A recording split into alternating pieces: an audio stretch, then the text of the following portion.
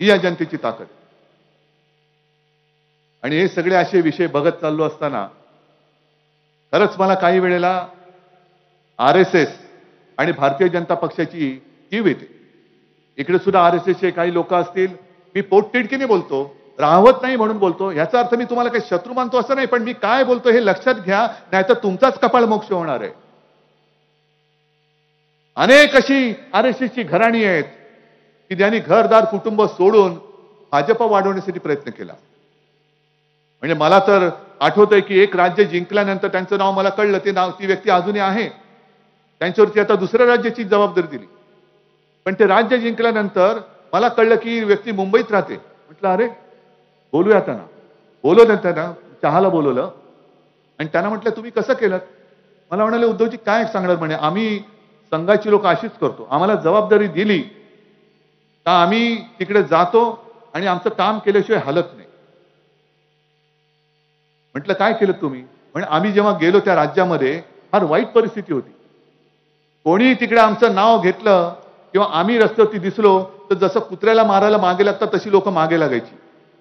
मग काय केलं, नाही म्हणे आम्ही राहिलो ठामपणाने, काही वेळेला शिव्या खाल्ल्या, मार खाल्ला, पण करत करत करत करत इतक्या वर्षांनी आम्ही भाजपाचं राज्य तिकडे आणलं. आता परत ते राज्य ते हरले, तो भाग वेगळा.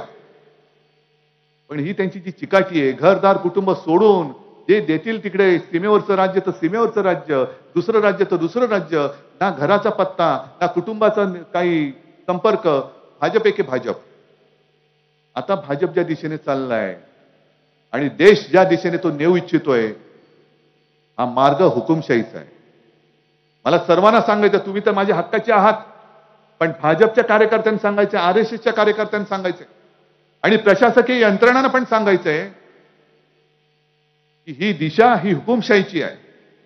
आणि आज तुम्हाला एक संधी आहे येत्या निवडणुकीमध्ये, मग ती लोकसभेची असेल आणि विधानसभेची असेल, ही हुकुमशाही इथल्या इथे जर का ठेचली नाही, जशी तुम्ही गेल्या वेळेला इथली गुंडशाही ठेचली, नाहीतर कोकणाची पुरी बर्बादी झाली असती. सगळ्या कोकणाचा 7-12 एका व्यक्तीच्या नावावर झाला असता. तसं संपूर्ण देशाची वाहतात लागेल. आणि ही लढाई केवळ माझी नाहीये, ही लढाई केवळ शिवसेनेची नाही, ही लढाई तुमच्या सगळ्यांची आणि तुमच्या पुढच्या पिढ्यांची आहे.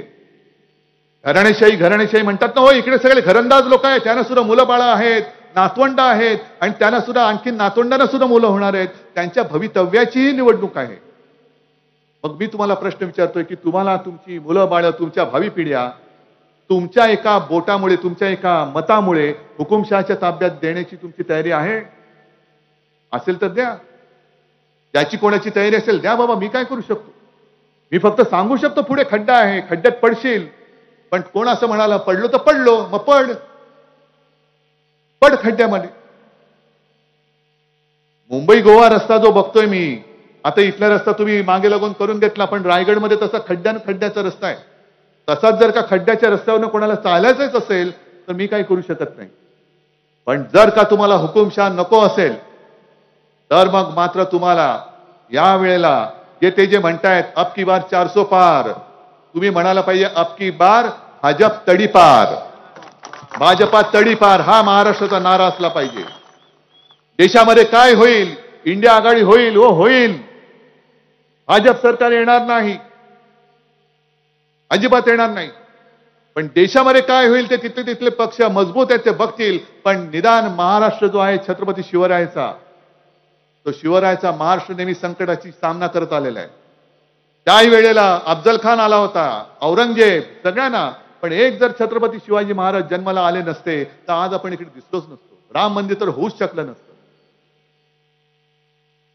मी ज्या वेळेला आज सिंधुदुर्ग किल्ल्यामध्ये गेलो, त्या किल्ल्यामध्ये छत्रपती शिवाजी महाराजांच्या समोर उभं राहिल्यानंतर मला खरंच असं वाटलं की छत्रपती शिवाजी महाराज मला विचारताय की काय करतोयस तू, काय करताय तुम्ही.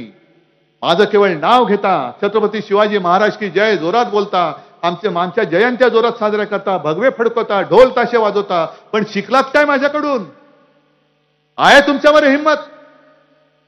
ज्या वेळेला ते संकट आलं होतं त्या संकटाची सामना करणारा छत्रपती शिवाजी महाराजांसारखा एखादा तरी मावळा आपल्यामध्ये शिल्लक आहे का? आपण घेणार आहोत त्यांच्याकडनं काहीतरी. आणि तिथे जे मी बोललो तर तेच परत सांगतो की छत्रपती शिवाजी महाराजांच्या समोर मी नतमस्तक होऊन याच 4 ओळी बोललो होतो. तव शौर्याचा एक अंश दे, तव धैर्याचा जरा स्पर्श दे, तव जीवनातील एक क्षण दे आणि तव तेजातील एकच किरण दे. बस मला एक क्षण, एक अंश, एक किरण एवढा पुरेसा आहे.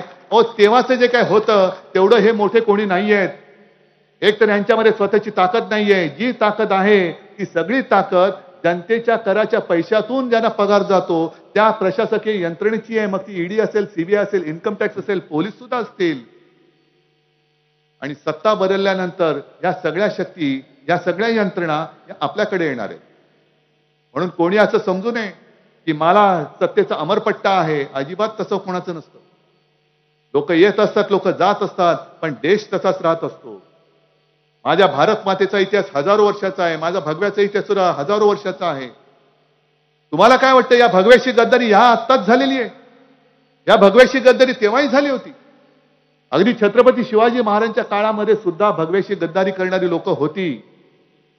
आणि या सगळ्याची दखल इतिहासाने घेतलेली आहे.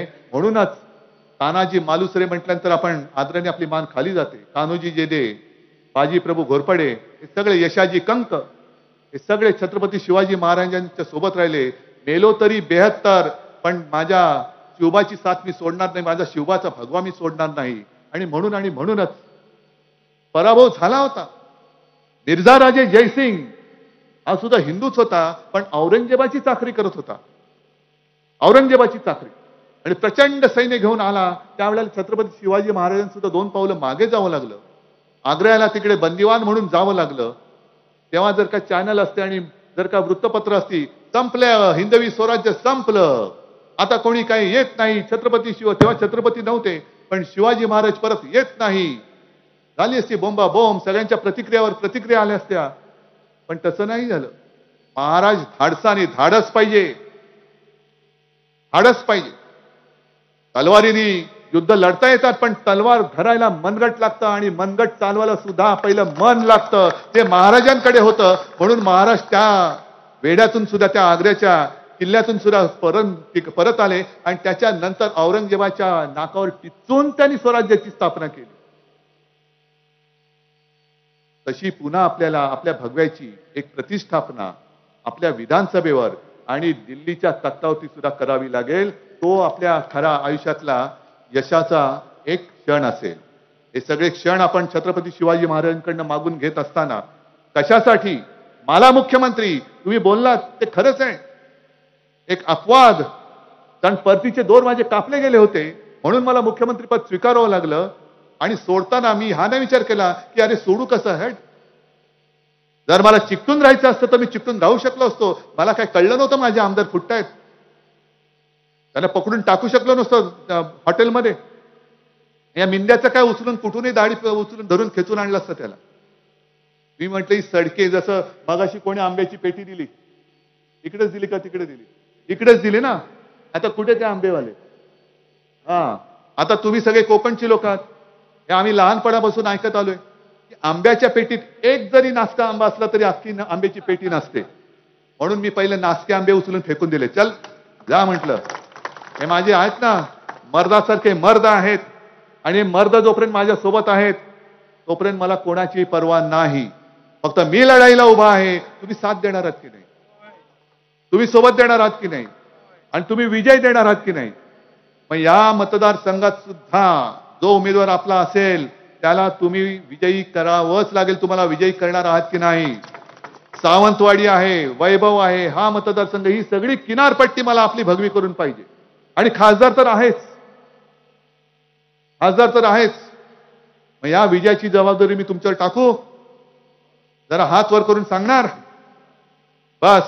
अरे एवढे हात वर झाले ना तर ते श्रीकृष्णाची कथा माहितीये ना, गोवर्धन त्यांनी उचलला होता. आणि गोवर्धन त्यांनी एकट्याने नव्हता उचलला, त्याच्याबरोबर त्याच्या सगळ्या सवंगाड्यांनी पण हात लावला होता. तेव्हा तो गोवर्धन पण उचलला गेला होता. तसाच हा माझ्या भारताच्या लोकशाहीचा गोवर्धन तुमच्या सगळ्यांच्या साथीने सोबतीने मी उचलल्याशिवाय राहणार नाही, हे एक वचन देतो.